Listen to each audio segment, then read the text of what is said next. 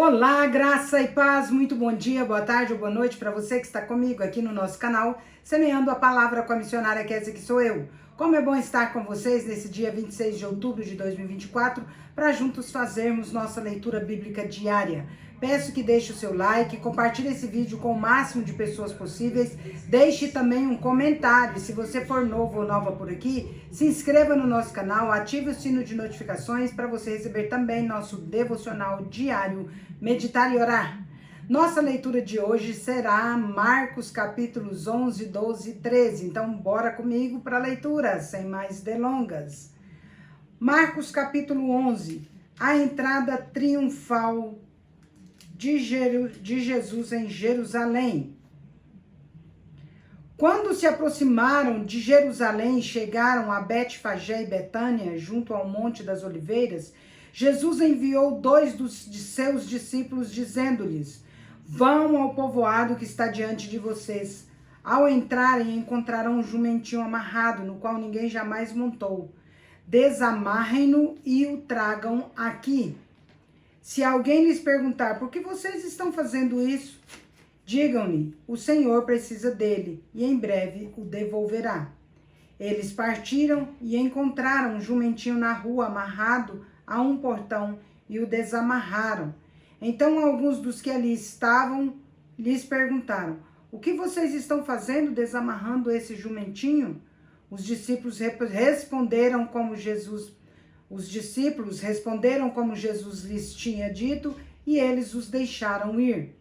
Trouxeram o jumentinho a Jesus, colocaram sobre ele os seus mantos e Jesus montou nele.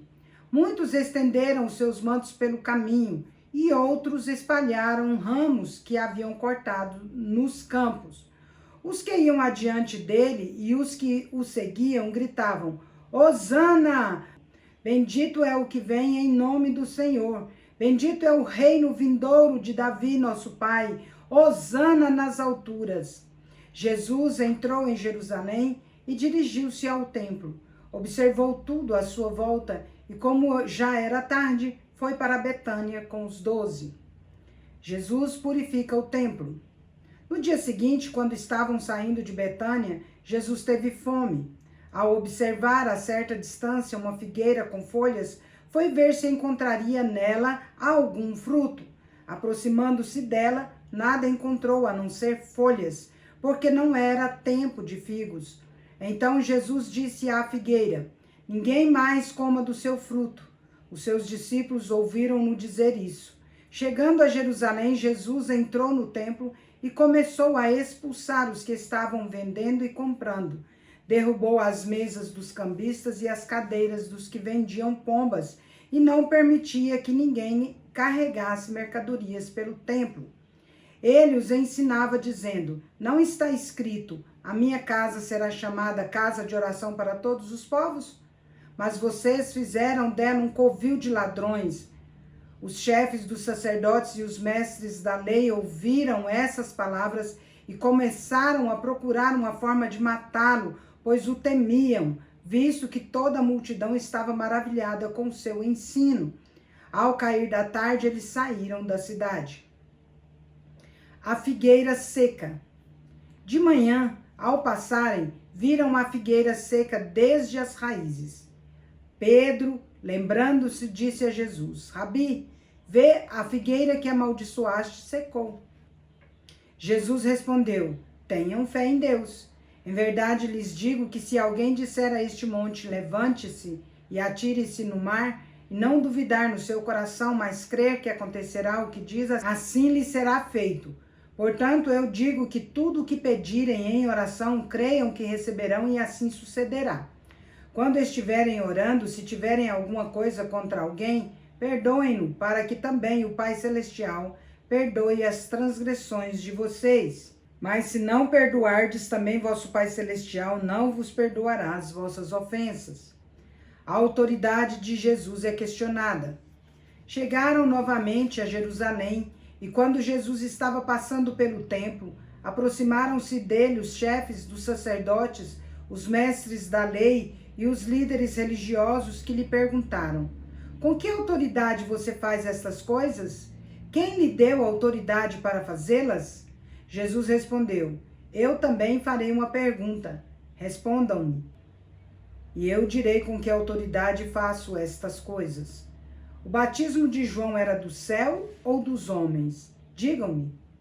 Eles discutiam entre si, dizendo: se dissermos do céu, ele perguntará: então por que vocês não creram nele? Mas se dissermos dos homens, seria motivo para temer o povo. Isso porque todos realmente consideram que João era um profeta. Por isso responderam a Jesus: não sabemos. Jesus então disse: tampouco direi com que autoridade faço estas coisas. Marcos capítulo 12, a parábola dos lavradores. Então Jesus começou a lhes falar por parábolas. Certo homem plantou uma vinha, colocou uma cerca ao redor dela, cavou um tanque para prensar as uvas e construiu uma torre. Depois arrendou a vinha a alguns lavradores e foi fazer uma viagem. Na época da colheita, enviou um servo aos lavradores para receber deles parte do fruto da vinha. Eles, porém, o agarraram, o espancaram e o mandaram embora de mãos vazias. Então enviou-lhes outro servo, mas lhe bateram na cabeça e o humilharam. Ele enviou ainda outro, o qual mataram. Enviou muitos outros, em alguns bateram e a outros mataram. Faltava-lhe ainda um para enviar, o seu filho amado. Por fim enviou-o, dizendo: eles respeitarão o meu filho. Os lavradores, porém, disseram uns aos outros: este é o herdeiro. Venham, vamos matá-lo e a herança será nossa. Assim eles o agarraram, o mataram e o lançaram fora da vinha. O que fará então o dono da vinha? Virá, matará aqueles lavradores e dará a vinha a outros. Vocês nunca leram esta passagem das Escrituras? A pedra que os construtores rejeitaram tornou-se a pedra angular. Isso vem do Senhor e é algo maravilhoso para nós?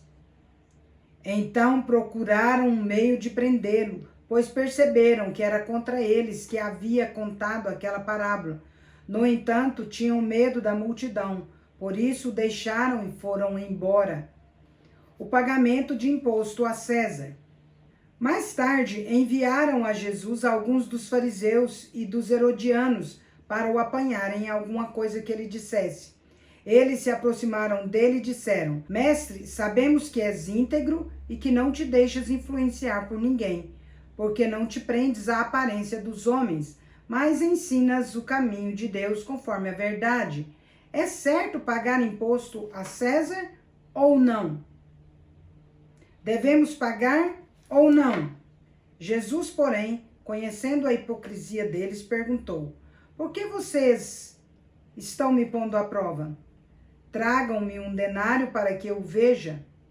Eles lhe trouxeram a moeda e ele lhes perguntou: de quem é esta imagem e esta inscrição?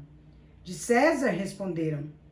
Então Jesus lhes disse: deem a César o que é de César e a Deus o que é de Deus. E ficaram admirados com ele. A ressurreição e o casamento. Depois os saduceus, que dizem não haver ressurreição, aproximaram-se dele com a seguinte questão: mestre, Moisés nos deixou escrito que se um homem morrer e deixar mulher, mas não deixar filhos, o irmão desse homem deverá se casar com a viúva e gerar descendência para o seu irmão. Havia 7 irmãos. O primeiro casou-se e morreu sem deixar descendência. O segundo casou-se com a viúva, mas também morreu sem deixar filhos. O mesmo aconteceu com o terceiro. Nenhum dos 7 deixou filhos. Finalmente morreu também a mulher. Na ressurreição, de qual deles será esposa, visto que os 7 foram casados com ela? Jesus respondeu: acaso não estão errados pelo fato de não conhecerem as Escrituras nem o poder de Deus?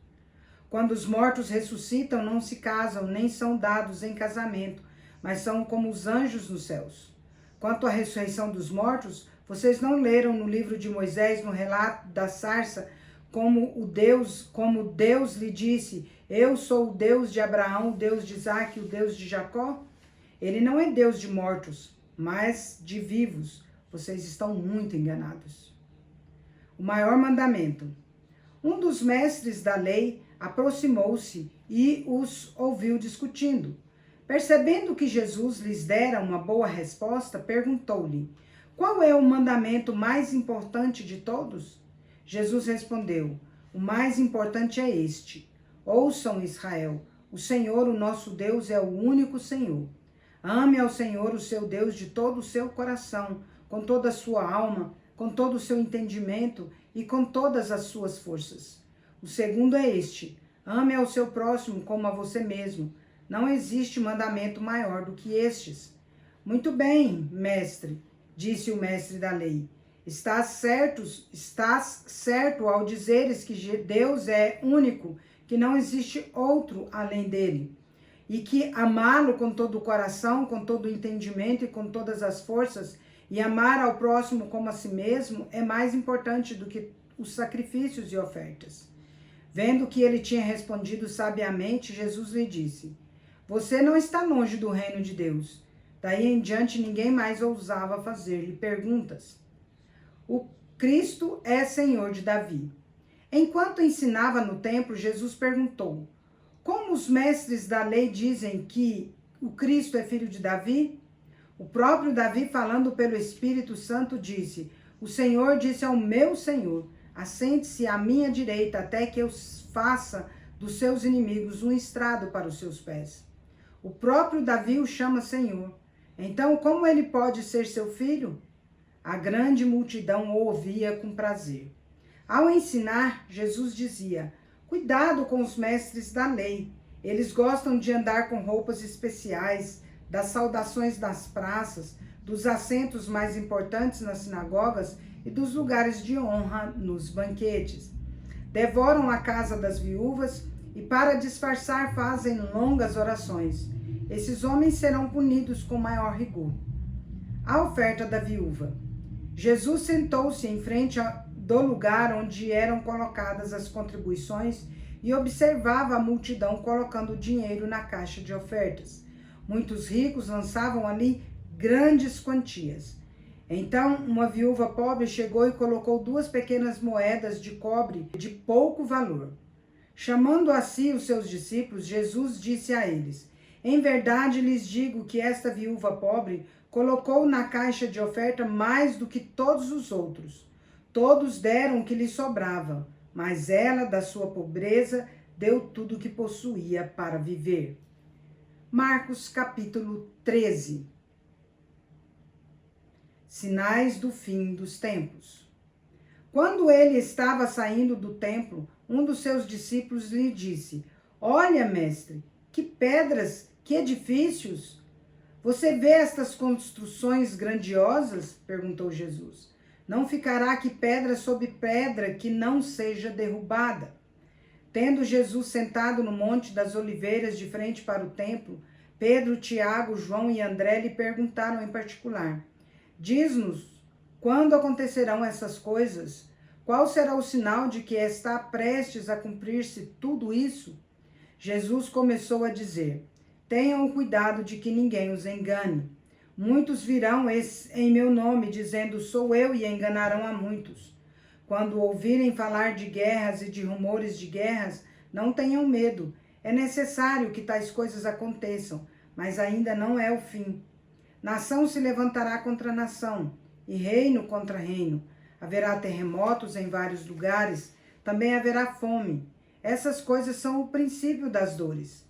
Fiquem atentos, pois vocês serão entregues aos tribunais e serão açoitados nas sinagogas. Por minha causa, vocês serão levados à presença de governadores e de reis como testemunho a eles. É necessário que antes o evangelho seja pregado a todas as nações. Quando os prenderem e os levarem a julgamento, não se preocupem com o que vão dizer. Digam somente o que for dado a vocês naquela hora, pois o Espírito Santo é que falará, não vocês.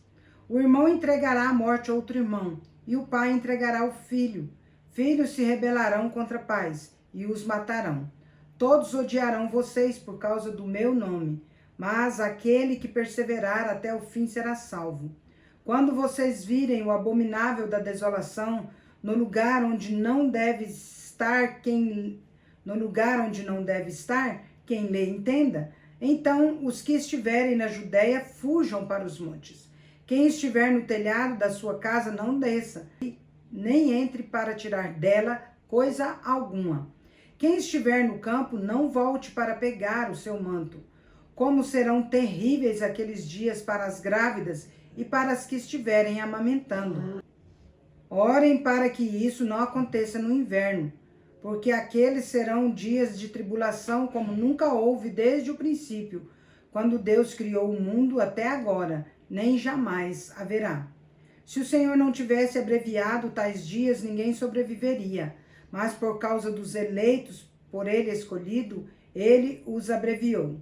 Se então alguém disser, vejam, aqui está o Cristo, ou vejam, ali está ele, não acreditem, pois aparecerão falsos cristos e falsos profetas que realizarão sinais e maravilhas, para, se possível, enganar até os escolhidos. Por isso, fiquem atentos. Eu os avisei antecipadamente. Mas naqueles dias, após a tribulação, o sol escurecerá e a lua não dará sua luz. As estrelas cairão do céu e os poderes celestes serão abalados. Então verão o Filho do Homem vindo nas nuvens com grande poder e glória. E ele enviará os seus anjos e reunirá os seus eleitos dos quatro ventos, dos confins da terra até os confins do céu. Aprendam a lição da figueira. Quando os seus ramos se renovam e as suas folhas começam a brotar, vocês sabem que o verão está próximo. Assim também, quando virem acontecer essas coisas, saibam que o tempo está próximo às portas. Em verdade, lhes digo que não passará esta geração até que estas coisas aconteçam. Os céus e a terra passarão, mas as minhas palavras jamais passarão. O dia e a hora são desconhecidos. Quanto ao dia e a hora, ninguém sabe, nem os anjos no céu, nem o Filho, senão o Pai. Fiquem atentos, vigiem, pois vocês não sabem quando virá esse tempo. É como um homem que sai de viagem. Ele deixa a sua casa, encarrega de tarefas cada um dos seus servos e ordena ao porteiro que vigie. Portanto, vigiem, porque vocês não sabem quando o dono da casa vem, se à tarde, à meia-noite, ao cantar do galo ou ao amanhecer. Se ele vier de repente, que não os encontre dormindo. O que digo a vocês, vigiem. Encerramos nossa leitura por hoje. A ninguém fiqueis devendo coisa alguma, exceto o amor com que vos ameis uns aos outros, pois quem ama o próximo tem cumprido a lei. Romanos capítulo 13, versículo 8. Agora vamos comigo ali parabenizar os aniversariantes de hoje. Bora lá. Parabéns e feliz aniversário para você que está completando mais um ano de vida nesse dia 26 de outubro de 2024. Parabéns aos casais completando mais um ano de casados e parabéns aos bebezinhos completando mais um mês de vida hoje. Meus parabéns especial vai para Rubens Rosa, lá em Tesouro, Mato Grosso, João Tiburcio Filho, em João Pinheiro, Minas Gerais, Laís Santos, em Uberlândia, Minas Gerais, Weber Correia, em Uberaba, Minas Gerais. Que Deus abençoe grandemente a vida de cada um de vocês e eu quero orar por vocês. Vamos orar? Pai de amor, em nome de Jesus, eu quero agradecer ao Senhor por conceder ao Rubens Rosa, ao João Tiburcio, a Laís Santos e ao Weber Correia mais um ano de vida nesse dia 26. Agradecer ao Senhor também por conceder aos casais mais um ano de casados e os bebezinhos que neste dia completam mais um mês de vida. Louvado seja o teu nome por estas vidas. Rogo ao Senhor dádivas de amor, de paz, de alegria, de saúde, de prosperidade, de sabedoria, discernimento, harmonia, muitas felicidades, muitos anos de vida e que a boa, agradável e perfeita vontade do Senhor se cumpra na vida de cada um, hoje, para todos sempre. Em Cristo nós oramos. Amém.